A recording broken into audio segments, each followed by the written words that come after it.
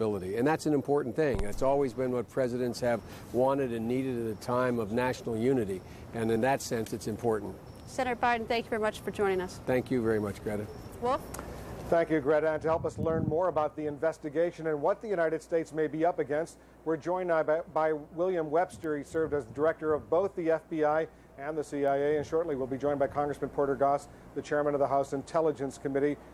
Chairman Goss is also himself a former CIA agent. But first to you, Director Webster, Judge Webster, what do you think? What happened here? Was someone asleep at the switch in the U.S. intelligence community? I doubt it very much, Wolf, but I don't think that's the question we should be asking right now. Right now we've addressed the wounded, the dead, and the families. And we're now vigorously undertaking to inform the American people and inform our government who and what is responsible for this event. Those are the questions. We'll find out if someone was asleep at the switch, but 20 years of dealing with terrorism with some degrees of successes, know how difficult identifying small, cellular, secretive groups who pick their time, their place, and their instrumentality. We've had some successes, but we can't be perfect on it. We'll just have to see what the facts were in this case, but we shouldn't get off our mission by beginning to point fingers so early in the game. All right, Chairman Goss, I assume you'll be reviewing at some point down the road, your oversight intelligence panel, what may have gone wrong in the days, weeks, months leading up to these tragic incidents. But right now, the immediate question many Americans are asking is, can they stand down? Is this current terrorist operation over with?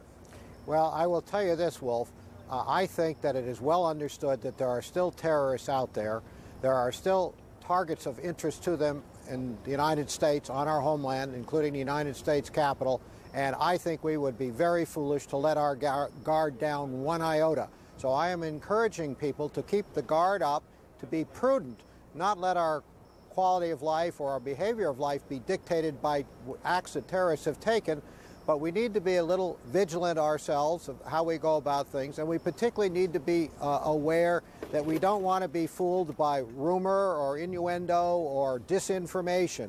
This is a time for calm and patience and thoughtfulness. As you look at this situation, Judge Webster, do some structural changes in the way the U.S. engages in intelligence gathering, some structural changes, immediate structural changes, perhaps come to mind? No, I don't think so. Chairman Goff may have a different view of it. I think we're always looking to see how we can improve interchanges between the various agencies that have both information and intelligence.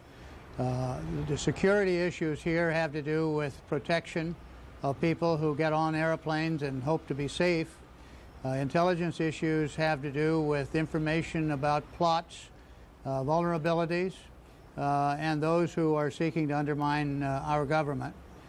Those are basically the same, but we're always looking for ways to make sure that everybody involved knows everything that they need to in times like these.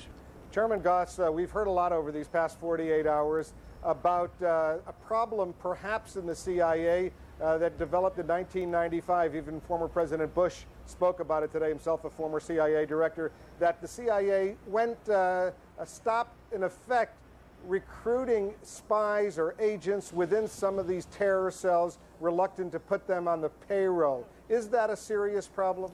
It is a serious problem. There's some controversy about how serious, but I think that the proof, unfortunately, is in the pudding.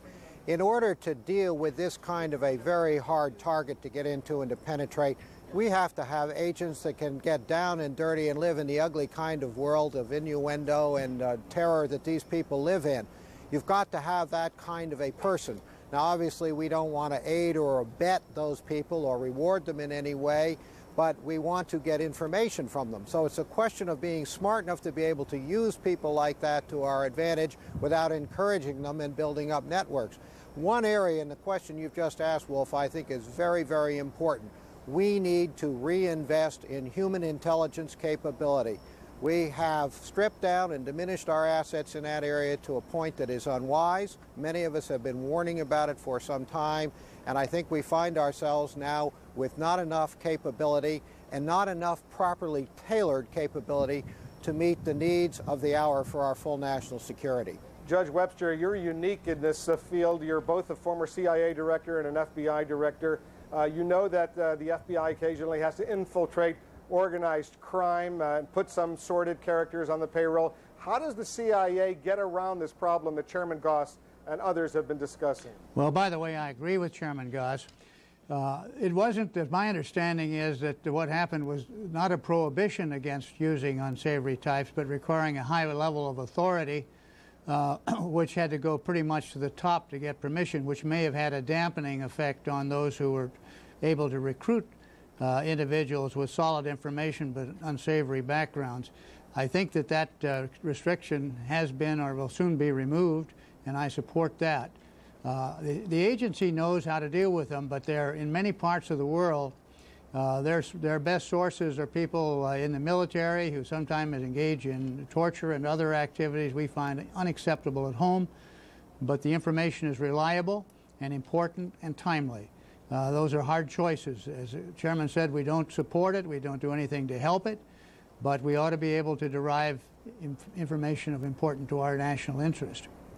Chairman Goss, let me wrap up by asking you briefly a question that Greta asked Senator Biden. If, in fact, Osama bin Laden was responsible, and if the Taliban regime in Afghanistan is protecting him, harboring his organization, should the U.S. go to war not only against Osama bin Laden, but against Afghanistan itself? Well, I don't want to say go to war and get into the legal argument about what constitutes war. What I do want to suggest, however, is the idea of state-sponsored terrorism. That definition has changed. I believe that it's any state that tolerates this kind of behavior, or the opportunity for training or safe harbor for individuals, safe transit through countries, logistic support, banking support, things of those nature. I think we, as the United States, need to make it clear that that will not be tolerated any longer. I think we need to give a warning period for people to cooperate and do the decent thing to make life impossible for known terrorists and their activities in those circumstances. And then I think if we don't get the cooperation we need to take force more than diplomatic. And I'll just leave it at that. May I add one thing to what Porter Goss has said, and that is the subject of sanctuary. It wasn't too many years ago that some of our best friends, particularly in the Mediterranean area, engaged in a policy of sanctuary. You're free to come here and we won't bother you as long as you don't do anything against us. They learned to their sorrow that that pledge could not be trusted. Many of those countries have completely shifted, and the pockets of sanctuary around the world have been severely shrunk. It seems to me that we have one country here that is tolerating terrorist activity, and it needs to be addressed. There are others, but when you eliminate the sanctuary, you make it very difficult for the non-state-sponsored terrorists to be effective. Okay. William Webster and Porter Goss, always good to have both of you on our program on CNN. Thanks to both of you for joining us. Now let's get the latest from the scene on the ground in New York. CNN's Martin Savage is there. Marty, tell us what's going on over there. Well, Wolf, they're still trying to get over the emotional devastation of learning the fact that the story originally reported of 5 firefighters being found is no longer true. This is the way the officials explain it to us as to what happened. There have been a number of firefighters working at the top of the debris pile earlier today. Some of them slipped and fell. They ended up at the bottom of the pile, picked up by a few rescuers. When the rest of the throng of those that were there working, looking for survivors saw this, they misinterpreted it, thought that it was in fact 5 firefighters being pulled from the ground, pulled from the rubble. Cheers went up, there was celebration. And then the New York City Police Department confirmed that in fact the firefighters had been found. The hospital, Bellevue, had said that they were awaiting their arrival. In the end, it turns out, according to the fire department, it was merely a matter of too much confusion at the site and perhaps too much hope.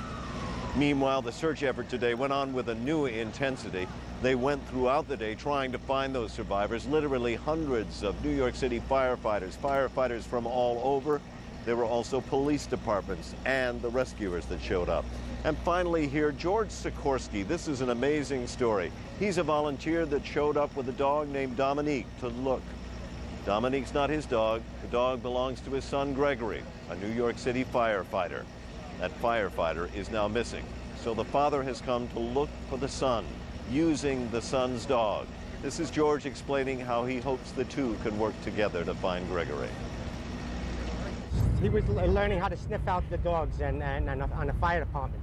Gregory was training him, so I bought him his gloves, and I gave him the gloves. I'm going to sniff him, and I'm going to try to locate him. I don't know, it's kind of deep down there, but I guess the other dogs down here are tired. Yeah.